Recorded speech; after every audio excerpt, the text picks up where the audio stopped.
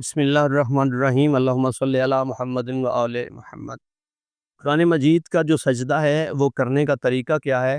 قرآن مجید کے سجدے کے ادا کرنے کا صحیح طریقہ، یہی ہماری آج کی ویڈیو کا موضوع ہے۔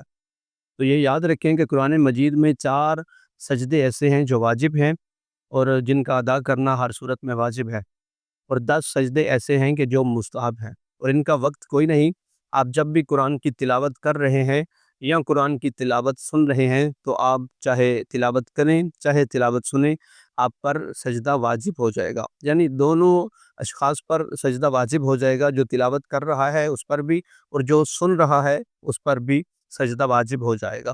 تو اس سجدے کے ادا کرنے کا طریقہ بالکل سادہ سا ہے کہ آپ جہاں بھی ہیں، جس حالت میں بھی ہیں، آپ سجدہ کریں، اور اگر آپ تب نہیں کر سکتے ہیں تو بعد میں جب بھی آپ کو یاد آئے آپ فوراً سجدہ کریں۔ اس کے لیے طہارت شرط نہیں ہے اور اس کے لیے قبلہ رخ ہونا بھی شرط نہیں ہے، لیکن احتیاط یہی ہے کہ آپ قبلہ رخ ہو کر سجدہ کریں، اور سجدہ ایسے ہی کریں، پیشانی اپنی زمین پر رکھیں۔